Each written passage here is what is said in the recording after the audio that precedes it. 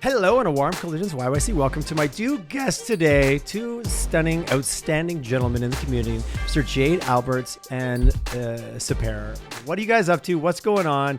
Not that you need any intros, but like let the audience in. Who are you? What do you do? What role do you play in the world? And what blows your hair back? Jade, I'm not in the middle anymore, so it's all you this time. Oh, yeah.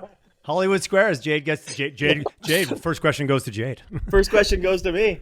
I'm just kind of just an industry jackass to kind of hang around and I've got everybody fooled and it's fun that way.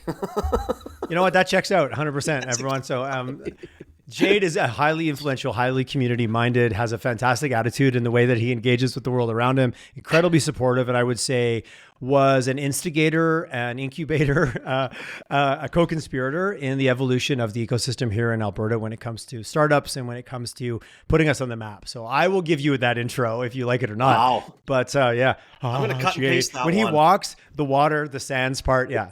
I've known you for a while, my friend, and I love the influence you have in our city. Oh, and that goes right back at you. Sep, you better get, I got to come up with something for you because now I've really set the bar. I've set the bar. Nothing, my God. No, and to be honest, I want to point this out because Jade is such a happy person. I wish your audience could literally see his shirt right now. It's just a bunch of his faces all over his shirt. I love it. So that has to be said. I'm sorry, Jade. It's us. Well, we'll snapshot a few of these. And baby. I've worn it out there. I have seen it. I've seen it in the wild. I'm Sep. I'm a serial entrepreneur, I guess, at this point. I've done multiple startups, sold them, started up. I have a disease, as some would call. Affliction for sure. Sure. Yeah, some say disease. Some say I just can't get hired. So I just keep starting my own stuff. But been doing a lot of startups. I've been very heavy on tech in the last 8 years. Knowing you guys through the world of business in Calgary. Here we are. I have my own software development company. I have my own podcast, Founders Corner. And I also have a couple of other startups that we are spinning out. Excellent. Well, we're going to weave those into the conversation today. And I remember the first time you and I went for lunch, and I forget who introduced us because Calgary Conspires. And what I was, amazed at or certainly felt drawn to right away was your get it factor of just like, I've been there. And this is where I see founders make mistakes and they burn their money on tech. And so therefore I need to make it better and I need to do it this way. And I learn my own lessons and the reality, the pragmatism, but still the passion, the energy you had to make it better. That stuck with me right away. And I think you and I almost became friends. Like by the end of it, we're like, we're doing this again, right? Like we're going to be friends. We're at that hesitant first date. Like you want to hang out again? You want to, like, I have to wait to send you the email. I think I forgot my gloves at your house. Can I come over? Like, so awkward. So we had one of those moments, but it was how pragmatic and how real you just talked about. Like, this is where I see people stepping in it. This is where I see money getting wasted. Founders that are inspirational, they're passionate, but they're getting caught by the tech bite. And we'll maybe talk about that a little bit today. On our last conversation last week, 50,000 views, we had with Jade on Jade's telling it like it is, 50,000 views. We got into, I think, a little bit of a tussle around, and I love that word because it's fun and it's playful. It's almost like a wrestle, but it's kind of a tussle around the challenges that we're starting to see. Like, what is the over glamorized entrepreneur? What is the superhero cape wearing founder? What is the journey of the startup ecosystem in Alberta, and maybe where we're creating some of our own challenges? And I wouldn't say we were negative, but we were definitely not pulling our punches. And so please go back. You can find that online and telling it like it is on Jay's platform. But I'd love to continue the conversation today, kind of starting off with, we were maybe a little guys who've been there passing on advice like, well, be careful, you young entrepreneurs. But yeah, we're entrepreneurs ourselves. So maybe I want to start off with that. Then I want to move into really what we're talking about is, what is being investment ready? Should you just pull the plug? What are you looking for? As two guys who make decisions and write checks with their hearts and their wallets, let's talk about that. But also, I don't want to skip over the fact that we kind of talk people out of being entrepreneurs while all being entrepreneurs. So maybe let's start there.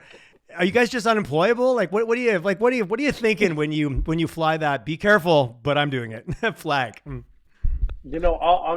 lead this part because one of the big things that I always tell people is you really do have to have a particular personality. I'm not saying it's not for everybody. Honestly, it is a very fun process. It does have a lot of opportunities. It does give you a lot of flexibilities. Like, there's a lot of pros as much as we talked about the cons. the problem with the cons, and I think what we were telling it like it is on Jade's podcast, is the fact that everybody wants to be an entrepreneur and everybody is just kind of jumping into it like as if it's just a really easy process. And really what I was trying to portray is be prepared.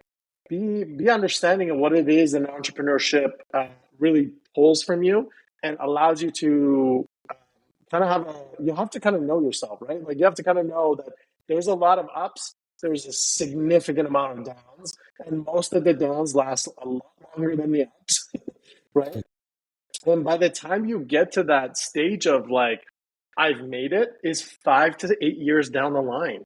Like you're not in the state of like next year I'm going to be a millionaire, right? So, and I think it's just it's the glamorization, right? Like what we do is we say entrepreneurship is awesome, freedom, excitement, millionaire, blah blah blah, money. But reality is that's a lot of work. It takes a lot of hard work, and I think that's where we were trying to kind of pump the brakes in the podcast is kind of say, hey, understand the cons. Because a lot of people they're a little too optimistic about it. Jade, what's your insight on it? No, I agree, right? I mean, and I don't think we were too hard. I think we were just telling it like it is. We were realistic, right? Like we were on theme, yeah, absolutely. 100%.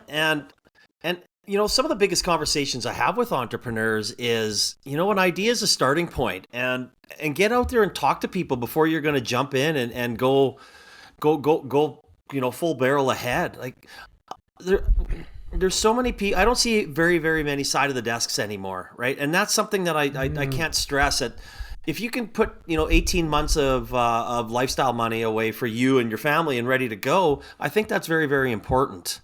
And then get out there and find out, see what else is out there for competition, see who else is out there. You might even, when you get out there and start sharing your idea, find a partner and find a co-founder that might want to come with you and might want to, 2 heads are better than one, 2 bank accounts are better than one type thing. And it might make it a little less stressful for the journey that you're about to embark, because it is stressful. And we all know it, right? I mean, it's taken a while. Like you said, it takes a while to get to where you are. But Jade, my idea, no one has ever done before. It's the one and only. Exactly. And I think, and that's the problem too, as well, right? Like they kind of go into this world of like tunnel vision of this is exactly what I want to do and how I want to do it. And you know what? You have to have that passion. I famously say entrepreneurship or running your own startup business, whatever you want to call it, is like jumping off of a cliff with all the plane parts, but no manual, and you just have to figure out how to put it together before you hit the ground. And that's really what it is, right? Is you're kind of on the fly trying to figure things out. Don't have that tunnel vision, right? You have to be open-minded. You have to have the conversations with the customers, and being super stealth just doesn't make sense anymore, because you need to understand your clients, and most people don't. Well, I wouldn't even say you have to understand your clients. You might not even know who your freaking clients are yet. Yeah. You might find your ICP, and your ICP is going to be someone totally off topic or nowhere in what you thought, right? Like how many times have we seen people go, this is who my ICP is, this and then before you know it, in 6 months, it's like, that we were way wrong, right? Pivot. That's the joke, is the Friends episode of like, Ross, pivot. Like literally, that's the startup world. Well, and I think that I heard a quote the other day, and I'm going to bastardize it, but when science changes its mind, it wasn't wrong. It was just being science. When an entrepreneur changes direction, you weren't wrong. You're just it's just the journey. Like, even the right or wrong, you have to be careful with as a moniker or as a label. So just curious, before we get into some of the things you guys look for when you're at that opportunity to go no go with a potential startup, how do you guys manage the highs and lows? Like, Sep, you were and there is like, there's crying on your kitchen floor because you can't make payroll. There's like, oh my God, I just landed the client and I'm going to get the check, but yet procurement gets a hold of it and you don't get it for 18 months, but you needed it in 18 minutes. How do you guys manage, or how have you, Sep, I'll ask you, and then Jade, manage the highs and lows to try to cut off, like, because you gotta be careful. If you like get too high on the high, then you're gonna get too low at the low. Like, how do you smooth off the edges a little bit to try to stay in some kind of stasis? That's the hardest part, and I think that's where I go back to the personality aspect. If you're a type of person who needs instant gratification, do not be an entrepreneur. There's no instant gratification with entrepreneurship. It's constant rejection, maybe one gratification, and to be honest with you, support. I have a wife that supports me, understands what I have to do in order to get it done. Um, a lot of people kind of jump in, kind of going, I'm going to be an entrepreneur. And their wives are like, I didn't sign up for this. And that also kind of, because being an entrepreneur, you cannot separate work from personal. It's impossible. You cannot do it. You could later down the line, but right off the bat, it's really hard to differentiate because your mind is just constantly running. You can't turn it off.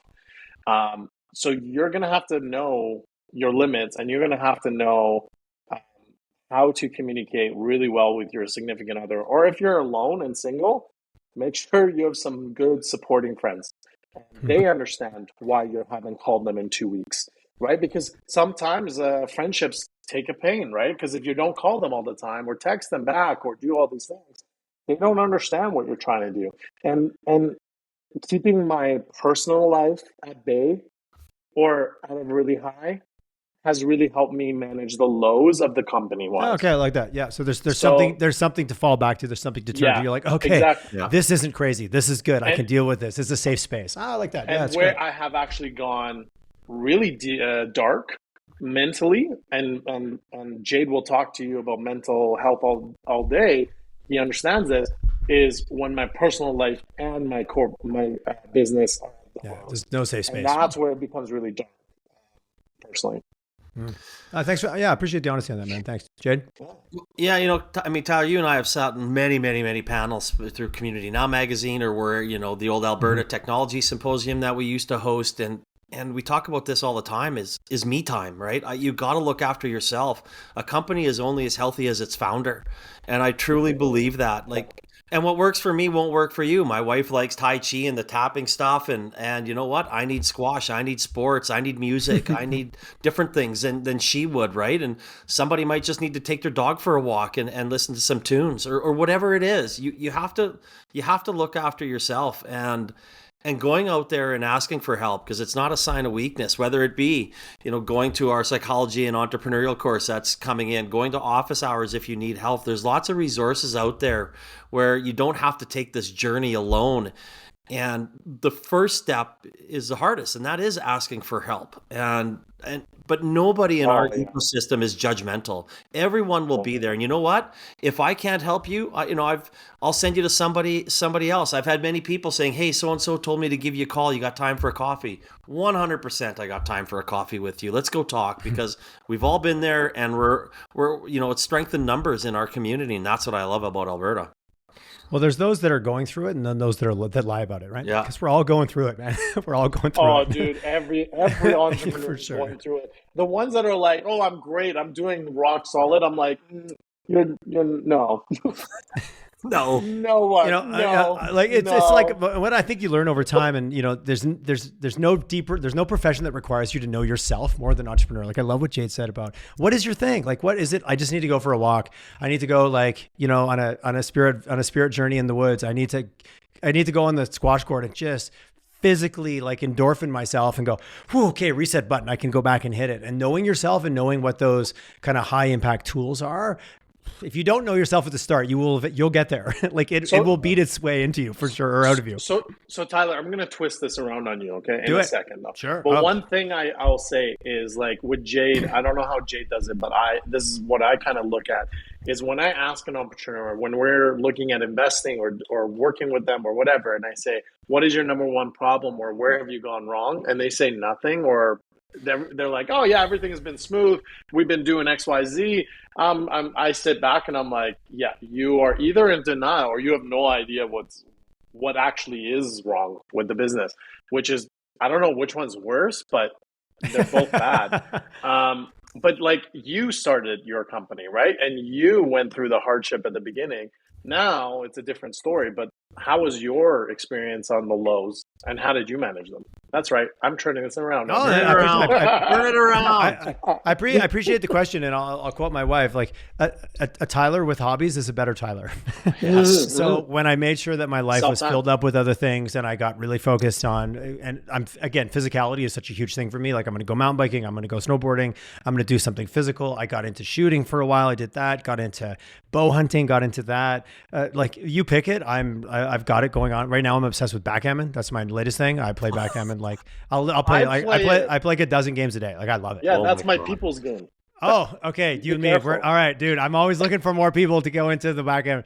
Best game in the world. Best game in the world. In case anyone's wondering. Best game. And then I got Jade with squash. Perfect. There you go. We got ourselves a little matchup. And I would definitely say, Tyler, like activities can also be a distraction from self. And I believe that the greatest leadership journey any of us can be on is self-awareness. So a bunch of years back, I said, like I was getting in my own way too much. I was stepping on my own. I was burying the landmine and stepping on it and being like, oh, geez, or I joke wow, that personality trait closed more doors than it opened. So I started to become aware of that. And for me, and I like to be transparent about this because sometimes it's looked at in weird ways and depending on the circles, but I had some really deep experiences with psychedelics. And like, I don't mean like, oh, go to a rave and get wasted. I mean like go with the shaman, set some intention, do an intense experience. Yeah. Man, did that shift out some beliefs that I used to have. Like one, that for life to be valuable, it had to be hard. And when you think that as a business owner, you just make everything hard because it makes it true. Like you prove yourself right. I abandoned that. All of a sudden, everything felt a little bit easier, but yet business got more successful. And I'm like, well, that's something there. And all these different stories that I was telling in my brain, that older version of me, I was like, these aren't serving me anymore. Like they maybe got me here painfully and kicking and screaming, but I got to start dropping some of them off, or I'm not able to go to the next level, to your point in my business, of the grinder to now the support agent, the leader, the mentor, what can I do to make sure my staff get to feel like how do I make them famous? How do I make them rich? How do I make them rich in life and in money? And I had to get a bit out of my own way to be able to do that. And so that's been my journey, to ask your point of like the earlier grind, push, harder, more, to like, oh, I'm going to ease up a little bit and shit. Oh, fuck, it's going better. Whoa, that's weird. Shocking. So a little bit of that, but I had to have I had to really crack the self-awareness journey, which I, found my own way to do that. But until I got rid of some of those beliefs, I was stuck a little bit. I just didn't know where to point. And sooner or later you got to point in, right? You're not pointing out. You're not. Yeah. No. And to be honest, like, I don't know. I'm curious to ask you, Tyler, because you started doing that, in the middle of your business, let's call it. I would say no, that actually only about 5 years ago. Okay. Yeah. So there you go. So 15-year business. So on the back third. So that's what I mean. Where you can start doing that is the 5 to 8 year mark. But then you're right. It's like 5 years of grinding. How do you take that step back and say, you know what, I can let go of this a little bit? It's like that helicopter parent, right? Like, it's not necessarily a good thing to be a helicopter parent, because then the kid always relies on you. It's good if it's keeping from them running out in the road, but when it's keeping them from developing their own personality, maybe. And I'm not a parent, so I'm going to be real careful in this territory. Yeah. I read an article once, and I'm like, but also I would argue that some of those levels of self-awareness and the me on the journey, there are some of those beliefs that, and it's not that I'm working less hard, but I could have brought in a little of that grindy, pushy, got to be my way, like some of that shitty behavior that 5 years ago, I would say I might have got ahead a little bit faster. A little bit. Yeah. All I'm saying is self-awareness is the root of it all. Because self-awareness allows you to ask for help. It allows you to reach out and get your ego and go, oh, I'm weak. No, I'm reaching out to people that have been here before, that, arguably have maybe stepped on the landmine I'm about to step on. That's not weak. That's smart. That's strategic. Yeah. But we tell ourselves stories that stop us from doing it, right? Back to Jay's point about it's not a weak sign of weakness. It's actually the complete opposite of that. 100%. I agree with that. Well, this is going down a heavier road than I thought we were going to go down. I love it. It's the authenticity of this trio that I love. I don't need to say a whole lot more. I mean, I agree with everything that you guys just talked about, right? It's each to their own almost, right? Do you find it so easy though with early, we talked about this, like it's not about age. It's about you early on the entrepreneur journey, and you maybe came from a large organization where you got to pay out, or so maybe your financial background, you're safe, but you've been in an environment that had huge amounts of governance in this ecosystem that was around you to support you. And now all of a sudden it's like, you got to send the invoice. You need to send the thank you note. Like you need to email the client. That alone can change the dynamic of what somebody's ready to do. Even if, I would say sometimes riskier if they're farther ahead in their career and they have this weird senior mindset and they don't want to do the grinding stuff. I think that can also be an almost instant recipe for failure. You know what I actually look at it is like, if you are an employee at, like, let's say Suncor. I don't know why I'm picking on Suncor, but it's a good big shiny logo we can all relate to. Yeah, exactly. So for example, Suncor, right? Like when you're an employee there and you're content and everything is fine and you're good, don't be an entrepreneur. That's the best way I can explain it. No, because genuinely, it's going to be a rough ride. It's going to be a rough ride. Yeah, exactly. The entrepreneur type mindset is, I have an itch because this could be better. This could be more efficient. This can be solved. And you keep driving for that. But let's be honest, Suncor doesn't hire those people, right? Suncor is the obedient. Please just don't do anything outside your thing. Stay in your lane. There's a hierarchy. Don't talk to anybody, right? Don't pass your manager to try to get better. It's like the same as AHS and government employees. It's kind of like those guys are just like, they're trained to do not go beyond your limits. Stay in your lane. This is what you're hired for. I don't want you to do anything else. And if you are okay with that, don't be an entrepreneur. That's my number one advice to anyone that wants to be an entrepreneur. If you want to make things better, the process better, the efficiency, these things, and that's just in the back of your head and you're just like, I can do better, then I think that's a really good way of thinking about what entrepreneurship really is. Because it is. We're solving problems. That's what you're trying to do with business, right? Is to solve a problem.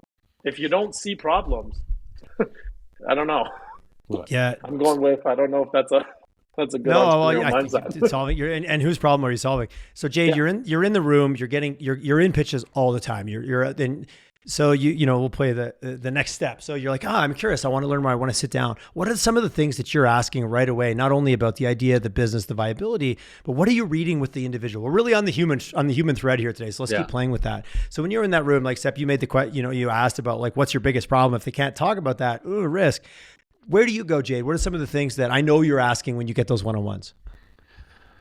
One of the things that I ask, and people have a hard time answering this one, is everybody thinks money is going to solve an investment or money is going to solve their problems, but it's actually probably going to create more and make all the things that you thought that money was going to be solved irrelevant. And now you've got a whole new set of problems. Okay. So one of the questions I ask is, if you don't get any capital, if you don't get any money, what are you going to do? How are you going to go? What's next? And a lot of them have a hard time answering that, right? And in my mind, that shows that they're not ready yet. Personally, in my opinion, right? Someone else might think something totally different, but everybody thinks money is the answer to the problems, and it's not.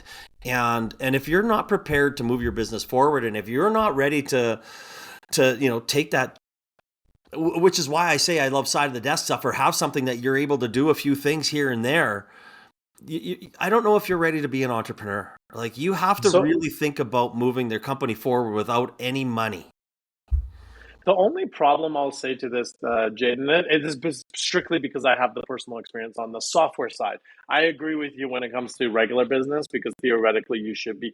The problem with the software side is the heavy investment requirement, and I famously say this is, software, if it was one and done, Facebook would never have developers. Developers would just not have jobs, right? Software is one of those things that it's weird and it consistently breaks and it consistently needs upkeep.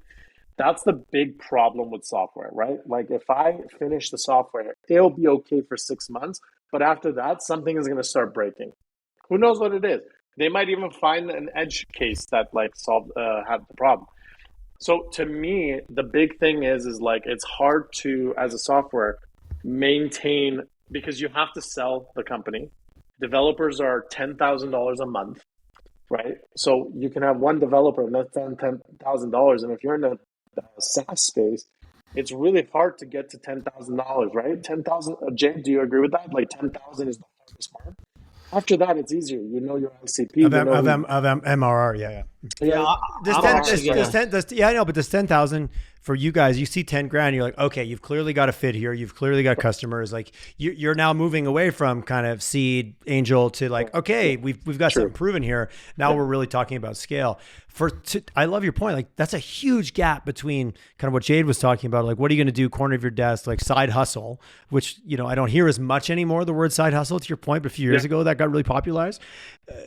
That's a big gap between that and 10,000 MRR. Yeah, 100%. It's the hardest. It's the hardest to get to that 10,000. But to Jade's point, what are you going to do if I don't give you that money? How can you make sure that this does survive? And a lot of investors, like Jade said, they don't have a plan. Like, it pretty much is, if they don't raise the money, that money is not to grow. That money is survival.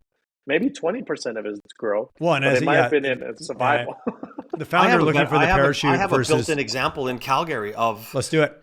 actually showing that this is viable. A company was called Vetsy. Like I just checked, just to make sure that they're still around.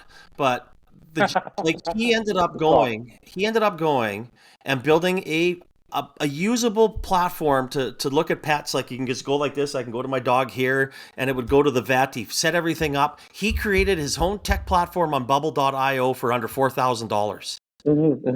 So you don't need to go out there and hire you or hire whoever it is out there. True. He created a Low platform code, that no worked. code, and some creativity. He went to the vets. He made it work. He partnered with a vet and got it working. Is that going to work moving forward? Absolutely not. But you know what it did do? He got a $1.2 million investment years down the road because he spent $4,000. But there was investors in the room that would not invest in him because he only spent $4,000. And I think that's idiotic. Yeah. Like I told somebody that if you don't invest in somebody for spending $4,000 rather than $50,000, I got a problem investing in a company with you because we have different fucking morals. No, and I agree with that 100%. No code right now gives you the capability to get a product launch, which to your point is like And the resourcefulness, the creativity, the grit, the drive, the fuck you, I'm doing it anyways. Like that. There's a way. I love that. That's what's going to make you successful. Be able to do it.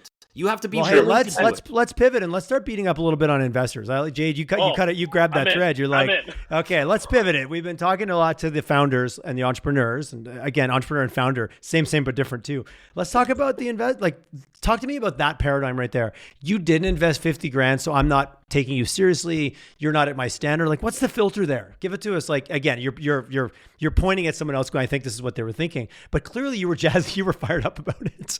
Oh yeah. No, it's true. By the way, Jade, give us. They do that. Yeah, give us a little bit that situation of like guys in the room, guys and gals wouldn't invest because of the fact that somebody bootstrapped the shit out of it versus went out just getting checks. I truly think investors are idiots, right? And I put myself in that category too, right? Like all right, right. Like honestly, by idiots, what do you mean? Because it's easy to say yes and nod and cheer. We don't know it all. Right? Yeah. By no means do we know it all. And what worked for me building my company isn't going to work for you on how you did it, right? And I just, people put too much, again, the old saying, advice, blah, blah, blah, blah. Everyone has one, right? Like when you're sitting out there, investors sit there and go, oh yeah, well, you should do this, you should do this, you should do this, you should do this. And then you've got 50 investors telling them what to do. Like, don't listen to them. Go do what you want to do. Like some investors should just stroke a check and be quiet. And some of them want to stroke a check and get involved. And when they get involved, be careful who you get involved with as an investor, because it might not be good for your company. They might have to change things. You might want to think about you're going this way. And they're like, oh, no. As you said, I got 50 grand in here. You're going this way. And then before you know it, like, who's going to win? This company's going to suffer because you as a founder is going to be stressed and going to be like, oh my God, I got to keep him happy. I'm just going to tell him shit. And then maybe you're lying to him or her and whatever it is. But investors can be just as hampering to growth as it can be to helping them. Do we also fall victim to, there's a few investors I know, we're not going to get into any names, doesn't matter, but we've got a lot of people in Calgary that had a big win. They had one win. They did one thing and it worked out. Yeah. And now they are the wise sage of every business, of every startup and every technology. I'm like, you had one win and you nailed it and you made some money. And our society goes, oh, you have a big pile of money. You must know all things about all things.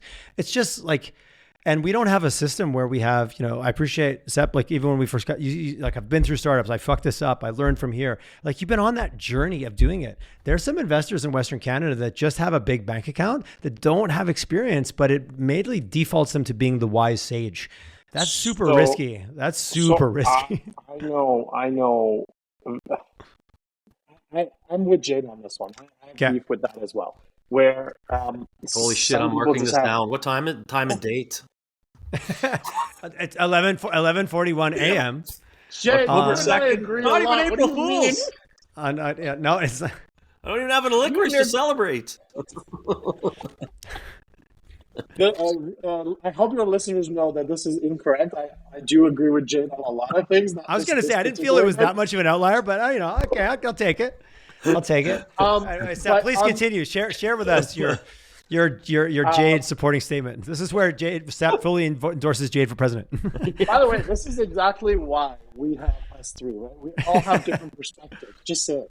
But I have to agree with Jade. Is there's some investors out there, and I've had conversations with them, and you're sitting there, you have a large bank account. Some of them haven't even really done much, um, and they sit in front of panels. They get somehow invited to all these panels where they are in pitch decks, and they sit there and they judge and tell them, "Hey, your pitch is wrong. Here's why your pitch is wrong. I would invest with you if you did this X, Y, Z." And you're kind of sitting there going, "Fine. What if the founder right now said, 'I'll do exactly what you just said'? Would you give them money?" No, they wouldn't give that money, right? They have so many opinions, but no one puts up the cash when you get the opinions are matched, right? So it's so annoying. And this is, it hit my button if you haven't noticed, but it gets so annoying when investors sit there and just blabber, like as if they've done the world and they know exactly what's going on in there. And they've never even been in the trenches. They've never done this before. They don't know. They sit there like they have a glass crystal thinking they know exactly what they're doing. And then guess what?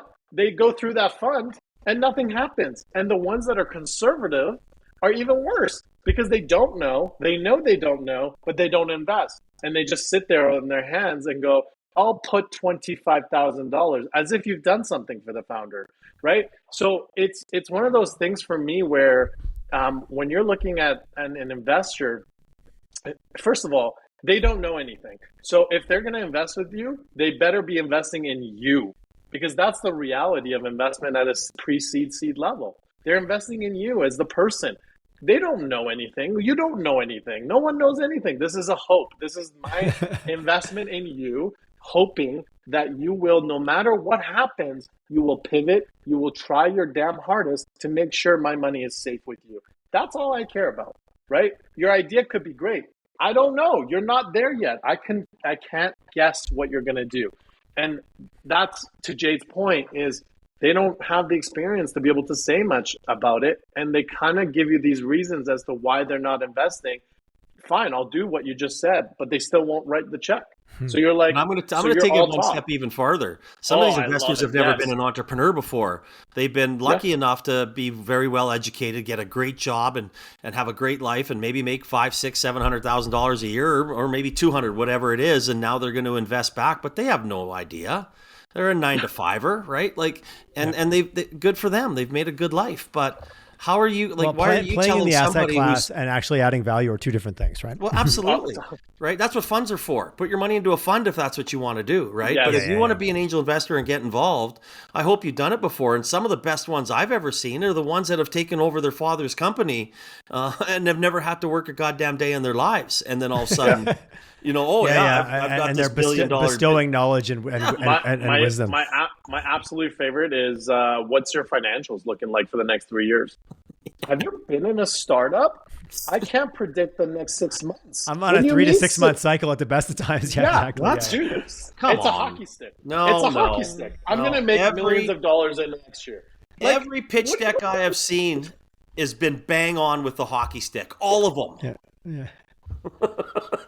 That's the big problem, right? Like that is almost an expectation from an investment perspective. Yeah. Where an investor's sitting there going, "Where's your next 3 years?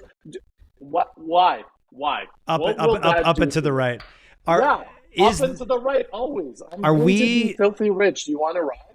Is the quagmire of Western Canada? We're new to this type of investing, but we do have money. If we went to the Valley, if we went to New York, if we went somewhere, would we see much less of this because you've got individuals that are much more seasoned? You've got funds that have been around.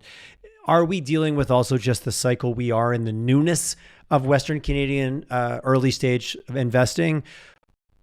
Or is this just a universal truth a little bit at this space from your experiences? Good answer for this. And I'll let Jade speak to it as well, because obviously he's way more interested as I am. I actually do converse with a lot of investors in the US. I personally do not really raise money in Canada. And here's why. And one of my product manager, Milan, actually said this, and it just hit home like perfectly. I was like sitting there, it was with him in Austin. We're sitting there, and I'm like, I just don't understand why Canada cannot do what the US does. We're identical in every way. In fact, we have a lot of smart people coming out of Canada. We consistently do, but they always move to the States, and I cannot understand it. And so I was talking to him, and he's like, "Well, it's pretty simple, isn't it?" And by the way, Milan, if anyone knows Milan, like this guy's a robot. He like he's just logic, right? And he goes, "Well, there's less flow in Canada. There's less money flow in Canada. Like there's a lot more cycles in the US." And this kind of goes back to if you talk to any investor, look, you will make 10 investments, 20, two of them, maybe one of them, hopefully one of them does something. 8 of them, or 6 of them will become zombie companies where they're not growing, but they're not dying. So as an investment perspective, you're kind of like in a stalemate, right? Doesn't meet the thesis. Yeah. And then the others, they fall out of grace and they die out. In the States, the deal cycle for you, so if you invest as an angel, you know that within 3 years, they're probably going to hit a seed or Series A round, which means you get your money back and then some, even if it's from that one. And so because of that, you can deploy more capital. And if you keep doing that in a cycle, you're deploying more capital at a higher risk factor. So Americans just have a higher threshold of risk factor, whereas in Canada, if Jade put his money in a startup and they stay in Canada, their turnaround is probably 5, 6, 7 years. Yeah, I've heard like 3 and 7. I've heard thrown around a little bit. Like I know, and those are armchair stats. Yeah. Yeah, 3 is great. But 3 always being the U.S. stat. Going well in Canada is over double that. Is what I typically hear from people around this topic. And usually the multiples are way smaller in Canada than it is in the US. Again, it's just the risk factor, I think, in my opinion. And because of that, there's less deal flow. The less deal flow means the less risk factor. Because I, as an investor like Jade, have to think 10 years down the line that realistically, if I give you $100,000 today, I might not get that money in 10 years. That's when I'm going to get it. And let's be honest, that $100,000 is not worth even close to $100,000 in 10 years either. So it has to appreciate in some way, or it's immediately, no, getting your money back is it doesn't meet the objective of the investment. That's my theory. That's my makes sense. But Jade, what's your point of view? Yeah, we're nothing like the United States, and we never will be. Not even as people, right? Yeah. We're way more conservative. We're way less risk adverse, right? We've been doing. I always use the analogy that if the Valley in the States, they're running marathons and 100-meter sprints, and we're just starting to crawl, right? We're so but that's not a bad thing, right? We're learning as investors too on how to properly do this and what to do and things along those lines. And when we get some exits, that'll be fine. There'll be more capital, but we also we need some of those exits to verify our industry. Is it working? We got a lot of hype, and we got Minister Glubish doing a great things out there, but we don't have a whole lot of exits. And I mean exits in the last 5-ish or so years when we've really started to have an angel network that are there. Like we had no funds 5 years ago. People would find me, and we'd invest with my buddies over beers and wings and try and figure out what to do. Now we have a bunch of funds, but those funds are young. And we're growing. So there's some of them are still working into even closing their first rounds, right? They're not even they haven't even locked them down yet. Yeah. So there's nothing wrong with the way we're doing it. We're just doing it our way. And I don't want to be like the Valley. Like I don't think me in a million years, if I had a fund that had $50 million in it, would I go out there and take 20% of that or 20 million of it and cut $21 million checks just on ideas? No, not a chance. That's not me as a person. I'm not. I would never, ever do that. Where in the States, oh man, Bob's your uncle. Have at her, right? Yeah. And I do love the.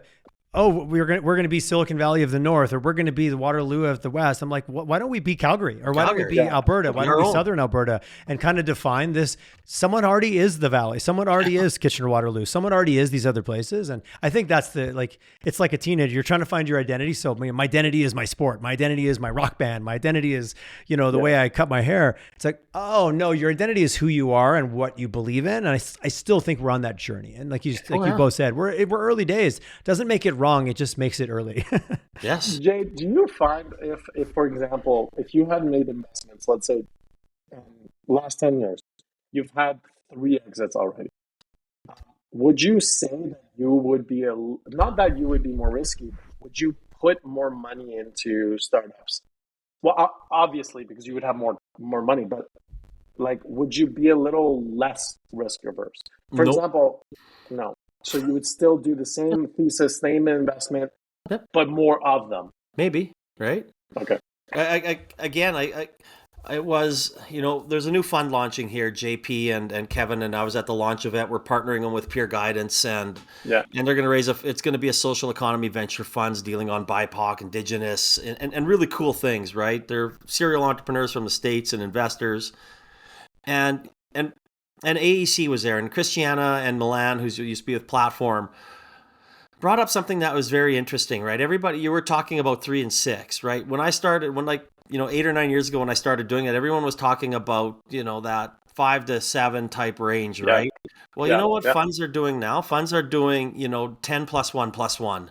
So we're looking at 12. And if you look at the AEC's number, and I was invited to an event at Osler about 3 months ago, they are looking at 12 to 15 years to getting a check out.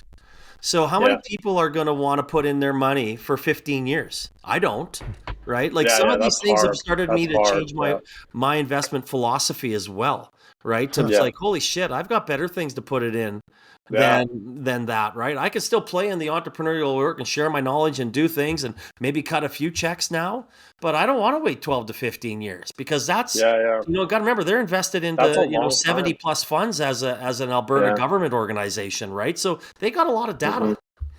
Yeah, that's a long time. 15 years is a long time. But like nowadays, actually, most funds in the States, they're all pretty much 10 plus 1 as well. Yeah. But the big factor for me, and Jade, you comment as well, or Tyler, you're in a fund as well, but like it's the returns, right? Like if you're doing volume that you're doing in the States, the returns are just higher. So for me putting $100,000 in a fund for 15-20% is probably like, you know what? I'll just play it in the stock market. I have more access. It's liquid. It makes more sense. Whereas, if it's returning 40-50%, that is impressive on its own, right? Perspective as individuals, and not getting into, because now we're getting kind of the personal. What's your portfolio theory? What's your percentage? Is it 10% in venture? Like, because you guys are both kind of all in, your businesses are in it. But now let's go to the kitchen tables. Let's go to sitting with my wife, and in this case, both of we're all married on this call. And it's like, oh, honey, we're going all in. We're only going to do, we're going to put 10% in bonds and 90% in pure startup. And then you get looked at like you're insane. So, but some people make that mistake because it's like, oh, if I don't buy a lottery ticket, I can't win. So I got to play. Back to your point about 40-50%. What do you two as individuals look at outside of the fact that this is part of your business and your world? But when you think about it personally, you're like, yeah, you know what? I got 15% appetite for a venture in my portfolio. You guys have numbers, and we're just, again, not getting too into the personal, but trying to shift that next level of people that might be listening to this episode. Yeah, I'm well under 5. Right. I mean, okay. Like it's not, but also I'm at a different point, right? Where I'm not being I'm not sending a check to Macedonia to buy crypto. When I say have a little risk, you know what? That's episode 3. There's stupidity, right? And that's probably the only time my wife actually yelled at me, right? And it worked out. Thank God. Yeah. Jade and the Nigerian prince are tight. Yeah, exactly. I love it. So, but again, it's not high, and we're like almost all of our portfolio now is in very, very low risk, right? Things along those lines. And this is something that, when we started kind of doing it, and when I say we, like can't be on it because she works in the financial industry with McKinsey, and they wouldn't allow her to be on it. So we just kind of created a new company and put it through there type thing. Because they wanted they wanted to know all the investments that would be in. Is like, no, that's not going to happen. So it'll just be me. But yeah, very low. Like it's there. We've got well over 30. I am slowing down. I am seeing I've been doing it long enough now to know that it is way, way, way higher risk than I thought. Yeah. There are a lot of companies. Again, I've learned as an investor, there are some good. I think out of them, there's like 6 that have gone on to Series A. They're all paper money right now. I haven't seen anything back yet. But again, I've seen a lot of probably mistakes now, 7 years later, that I would never invest in that company again, or not that company, or something very similar, right? Like I'm much more wiser, and I've learned as an investor, and I've grown an investor. And I think you're starting to see a little bit more of that in our community, because we haven't had any wins where we thought some of these companies were the big ones. And us as investors didn't do our own due diligence on what's out there, how big the market is, things along those lines. And we got kind of caught up in it a bit too. Yeah, and to Jade's point, it's tough to get to that Series A, especially in Calgary. I think we have a really, really solid ecosystem where we are growing. Where and you have people like Jade who will just come sit down, and like even me, like I'm very honest with entrepreneurs. Like whenever they talk to me, I think they get a little mad at me, but like realistically, I'm just trying to give you because one of the things I hated when I first started, everyone lied to me. Right? It was kind of like, don't, you know what I mean? Like, hey, what should I do here? It's like, no, you're on the right track. You're good, right? Like the Canadian being polite kind of a concept. So I try to be very honest and open with them as much as I can so that they know, right? Like that's data for them. But to Jade's point, it's hard to grow at the Series A level because we haven't had so many of those wins here in Alberta. The problem has become we don't really have the talent to also help the entrepreneurs take it to that next level, because Series A is a bulk up your staff, right? It's you're looking at probably we've got some fit. We're gonna we got to grow this thing. And we gotta, exactly. It's a very different journey that you're in. It's a very different journey to getting to Series A, and realistically, there aren't a lot of people you can find that are high growth kind of people that can help to take you to that next level. So that's where, to Jade's point, is it's hard, right? It's hard to invest and realize that it is risk factor. For me personally, I know how to get people to that seed Series A level ish. Okay, I'm not going to say I have the playbook for it, but one big factor is reduce their costs on development. Like Jade said, the guy that did it in 4,000, right? And because I come from a product management background, I can empathize with what you're trying to build and trying to give you, here's what users will hate and here's what users won't hate, and kind of help you with the product side a little bit more so it's more fleshed out. So those are the kind of investments that I like to see and do, is like being a little more involved. Like I know Jade said don't do it, but like to me, I'm a partner because I know what I'm doing rather than, and I can kind of avoid those trenches as much as I can. For you, but that's kind of where I'm at too. It's hard because you do put money into some of these, and they just, even regardless of how good the founder is and the idea, they do die. If you were sitting on the sidelines, separating from your fund and what you do at Corridor, you're Sep and you're involved in this community and you want to invest, and you have $1 million, how much of it would you put into venture? Well, okay, hypothetical $1 million, what percentage? Here's the thing. I think all young investors with that kind of money will go more risky, right? So for me, I would probably do $1 million I have. Yeah, $1 million in investable assets. You can do with it what you want. Okay, I would do 50,000 and I would do about $300,000 worth. Okay. Maybe even 400. Okay, so you'd go 40% of total portfolio in venture. But I'm young. No, right? Hey man, I'm just clarifying for the audience, but no, you could have said all of it. Let's go to Vegas. Let's shoot the lights out. But you didn't. You said 40%. I appreciate that. I can't. Like financially in my head, I can't do that. That's just irresponsible. But like to Jade's point, like it would seem reckless. I'm not gonna lie to you. I'm glad you said 40. Yeah. 40 is pretty rich too, man. 40 is pretty rich. That shows that you're bullish on it. But you're now an angel. So you're going to meddle, you're going to give advice, but you're not your fund. Like you're separate. You're just the guy sitting at the kitchen table with his spouse determining what's going in. I can't have like my thesis though is still valid, right? Like how I would get involved. But it's two U's. There's Sep the venture, like early stage angel. On the 30%. Okay. All right. Okay. That's why I'm playing with the question. Yeah. But to be honest with you, like that's why there's a little trick, right? Like, as a founder, always look for the people who just got new money, they're a lot more risky. New money gets spent faster than old New money. money gets spent For faster sure than going to someone like Jade, who's way more fleshed out, understands who's a little bit jaded. Let's be jaded. Got a song written about me, jaded. So they'll More be a than one. lot more. They'll be more conservative than I will be. So if you give me $1 million, I'd be like, yeah, let's do 30%. Screw it. Yeah, this is going to be awesome.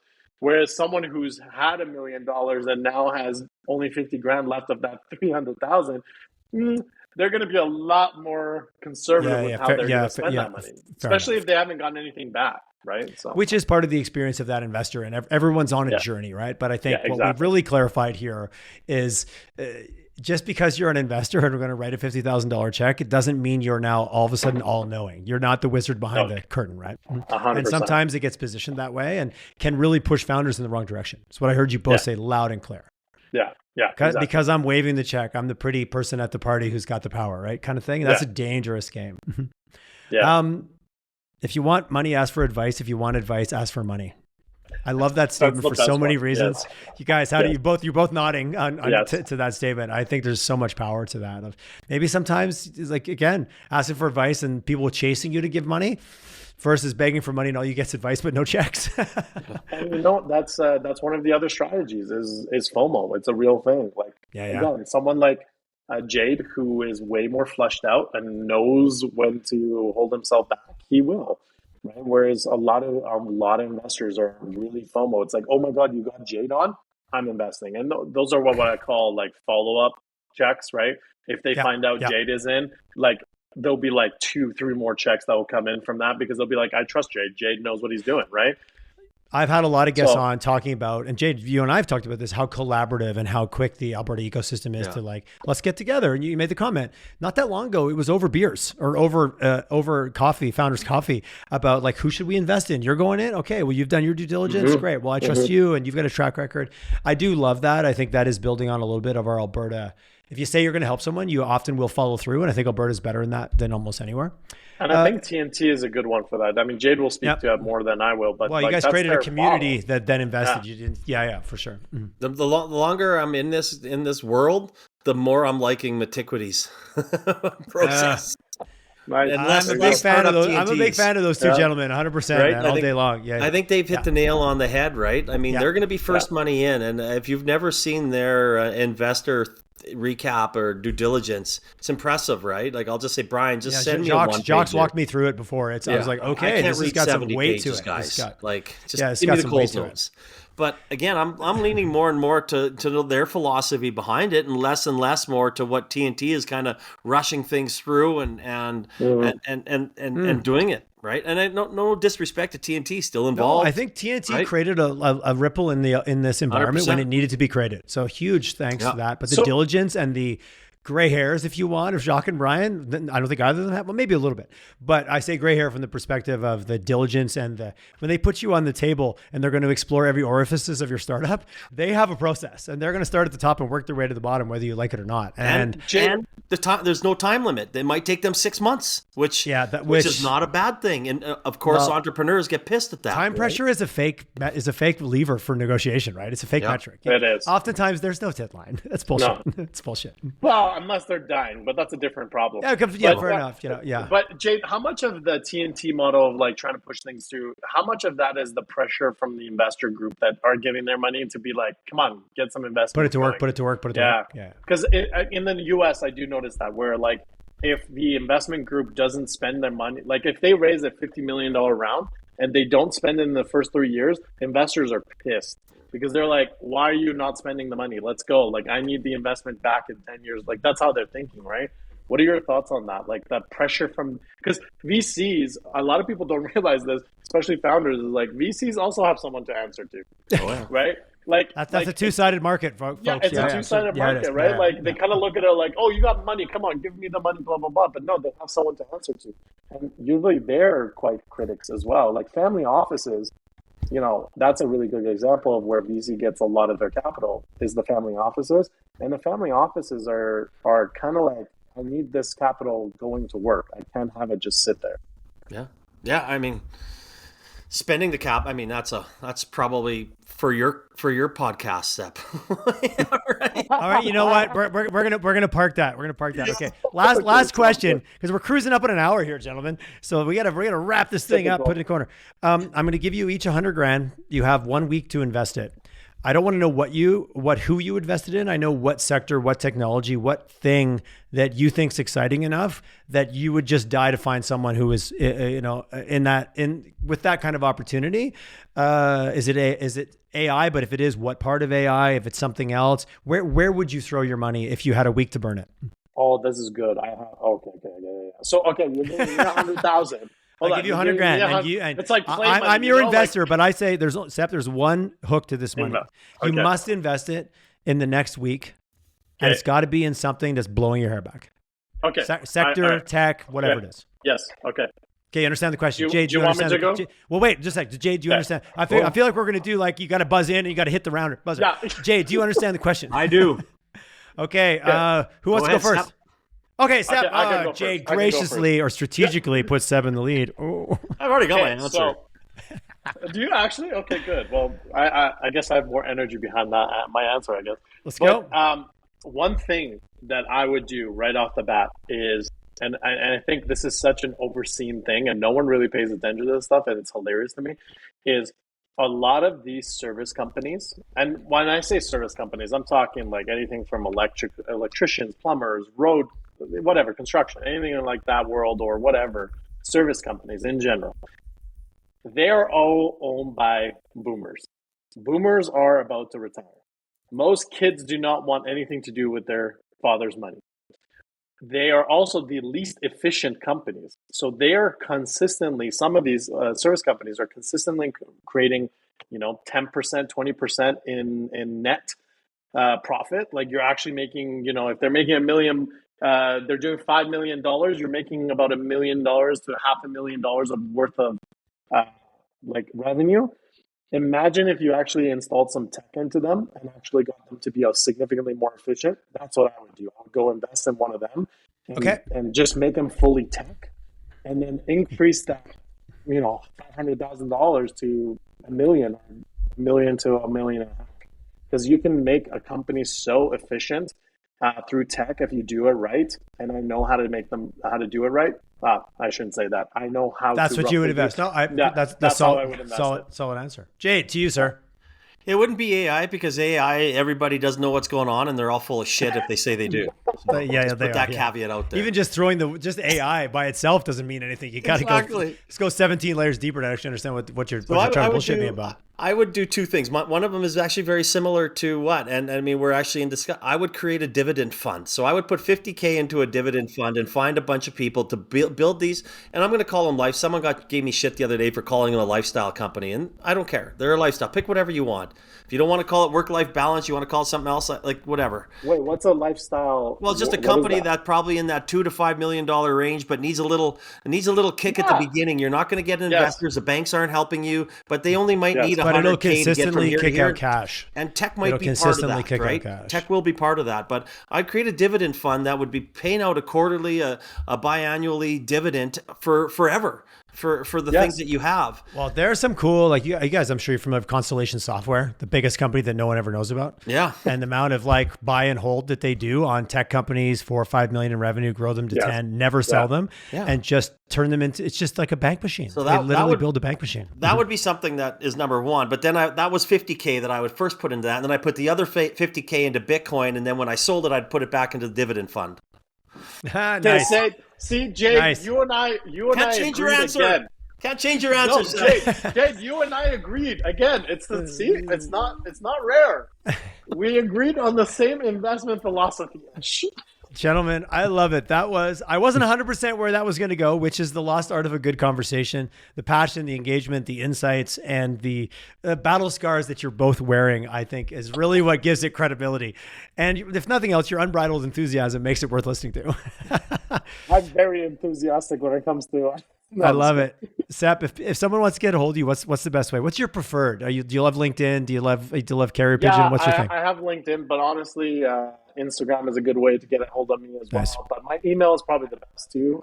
It's Sepehr, Sepehr, @corridor.io. it's a really good way to get a hold of me. Amazing. Yeah. Jade, everybody, you're everywhere, buddy. But what's your favorite form of communication? Text. But I mean, you'll find my, you Text. just Google me. You'll find my numbers. Just Google. But again, I time, live on LinkedIn. So next time you're going to watch them somewhere, it'll be like, for investment advice, call Jade. It'll be written on the thing. I've seen it. I'm going to start writing that places to say investment advice, call Jade. Or just come to the Edgemont Club, because I work there, eat there, live there, play squash there, swim there, work out there. I'm there all the time. Yeah, if you want to really get to know Jade, play squash with him. And then and Sep, you and I have a backgammon game. I'm down. Yeah, okay, I'm I love down. it. Jade, I love by it. the way, my building has a squash court, so there you go. Oh wow! Okay, but you guys, come to my place. I've got a squash court. Sold. While I play backgammon with Tyler, you and I could be in between. You come out all winded, make your move, run back in. Yeah, totally. Hey, we'll find ways to amp this content, guys. Gentlemen, thank you for your time. Thank you for your insights. Thank you for proud to call you guys friends, and that was an amazing conversation. Love it. That was Thank you, awesome. Tyler. Keep on Appreciate being it. awesome, my friends. Awesome. Boom. That was an hour of rock solid. I think rock solid content. Every time we start a conversation,